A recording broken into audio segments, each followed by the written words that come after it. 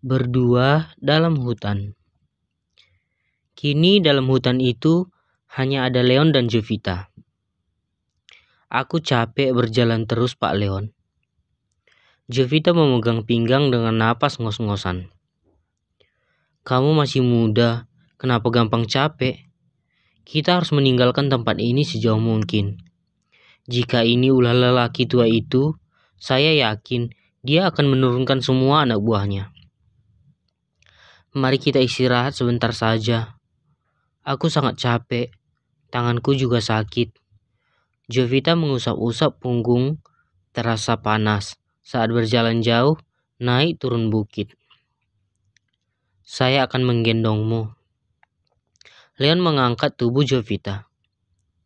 Belum sempat menolak, Leon menggendong tubuhnya bak menggendong anak kecil. Kenapa dia tiba-tiba sangat ringan belakangan ini? Apa dia tidak makan apa-apa?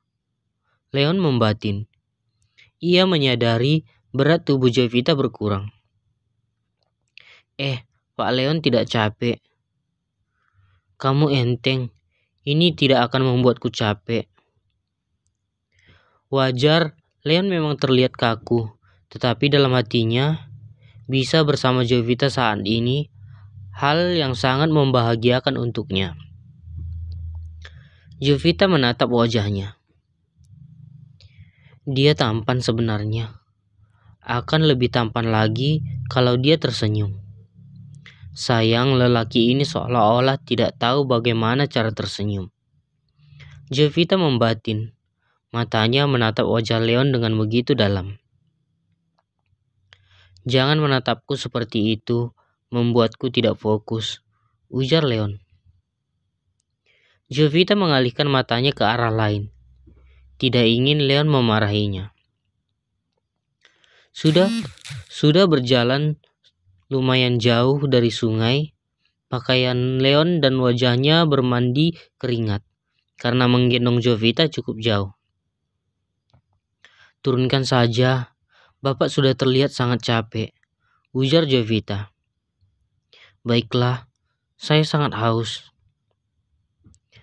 Leon menurunkannya, meraih daun talas, lalu melipatnya. Ia gunakan menampung air dari mata air. Jovita duduk, matanya selalu melihat Leon dengan diam, mengawasi setiap gerak-gerik. Ia merasa Leon tidak terusik sedikit pun dengan tatapannya. Ia tidak tahu kalau Leon juga bertahan sekuat tenaga untuk bersikap tenang di depan Jovita. Entah berapa lama aku bertahan dengan tatapannya. Leon memegang batang lehernya.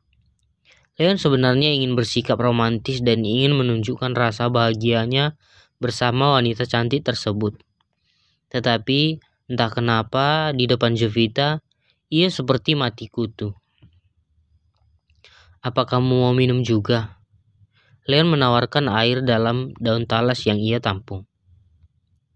Ia mau. Tidak ada pilihan. Walau air mentah tidak peduli lagi. Ia tahu kalau perutnya akan mulas nantinya. Karena Jovita tidak biasa minum air yang tidak dimasak. Biasanya ia minum air yang sudah dimasak sebelum diminum. Kebiasaan dari kecil menurun dari ibunya. Bahkan di rumah Leon sendiri, ia juga seperti itu. Tapi bagaimana cara minumnya? Tanya Jovita polos.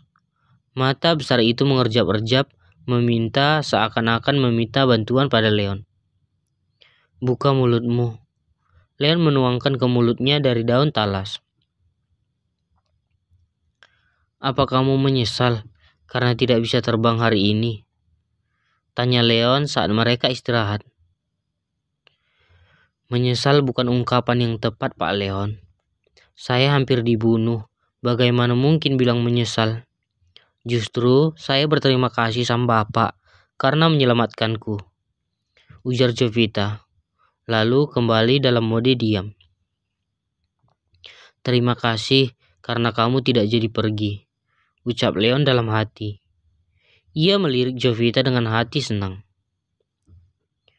Merasa perut mulai lapar, Leon mencari makan, memanfaatkan tumbuhan sekitar, mencabut talas besar dan mengambil umbinya. Apa itu bisa dimakan? Tanya Jovita, memperhatikan umbi talas untuk pertama kalinya. Ia melihat tumbuhan tersebut, karena daerah Bogor terkenal dengan daun talas yang enak. Ini namanya talas. Dulu saat masih kecil, saya sering memasaknya di Kalimantan. Buktinya, saat ini saya masih hidup. Jangan khawatir, tidak beracun, ujar Leon. Oh, baiklah, ujar Jovita. Ia menatap Leon dengan antusias. Lelaki bertubuh kekar itu menyiapkan jadi sebuah hidangan yang bisa mengganjal perut yang sedang kelaparan. Pertama, Leon mengupas umbinya dengan pisau yang ia ambil dari pinggangnya, lalu mengusap-usap dengan tanah untuk menghilangkan getah yang bisa membuat mulut gatal. Lalu ia membasuhnya dengan air bersih, menyalakan api dan membakar seperti membakar daging. Jovita terlihat sangat antusias dengan apa yang dikerjakan Leon. Ia anak kota, tidak pernah melihat hal-hal yang seperti dilakukan Leon. Terlihat sangat bersemangat saat Leon menangkap ikan di sungai menggunakan bujur. Awalnya Jovita hanya diam. Namun saat Leon mendapat ikan besar, mata besar itu melotot kagum. Oh, apa bisa menangkap ikan dengan cara seperti itu? Iya, ini cara orang kampung saya untuk menangkap ikan. Jovita ingin mendengar Leon menceritakan masa kecilnya saat di kampung. Tetapi ia takut bertanya. Takut lelaki si kulkas 2 pintu itu marah. Wah, baru tahu. Apa kamu mau mencoba? Tanya Leon. Jovita awalnya bersemangat, ingin mencoba masuk ke dalam rawa-rawa. Namun saat Leon berbalik badan, ternyata di badan Leon menempel lintah. Ah, itu ada lintah. Ucap Jovita merinding dan melompat menjauh dari rawa dekat sungai. Oh, pantas saya merasa ada yang gatal di punggungku, ujar Leon. Ia santai dan keluar dari air.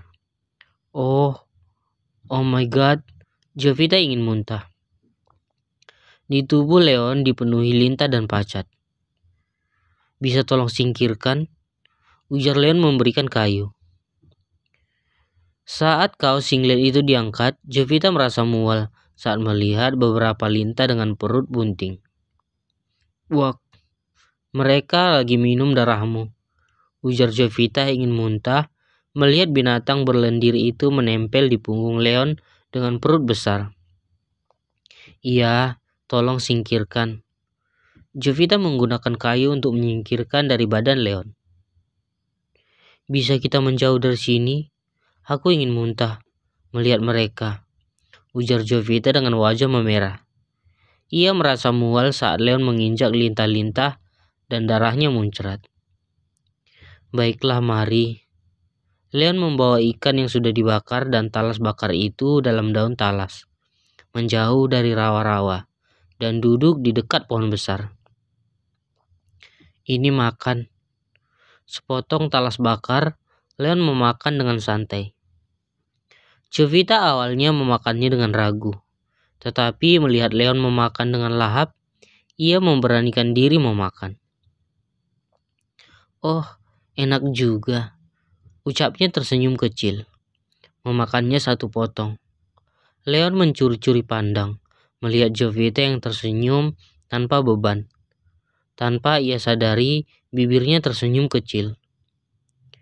Ini makan. Leon menyodorkan ikan bakar. Seketika perut wanita itu melakukan penolakan. Wah, itu bau banget. Singkirkan, teriaknya dengan wajah merah. Ini ikan yang tadi. Bukannya kamu biasanya suka ikan? Alis Leon menyengit. Apa lintah tadi menempel di ikan itu juga? Apa mereka meminum darah ikan ini? Soalnya sama-sama tinggal di rawa. Aku jijik dan geli, ujar Jovita menjauhi Leon yang sedang menyantap ikan. Ia menutup hidungnya, bau amis itu membuat ingin muntah. Baiklah, saya membuangnya.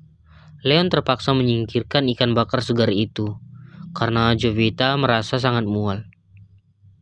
Terima kasih, ucap Jovita saat Leon membuang jauh ikan bakar tersebut. Untuk bertahan hidup di hutan, makan apa saja yang layak dimakan. Kamu baru melihat lintas saja sudah jijik. Bagaimana kalau disuruh makan ular?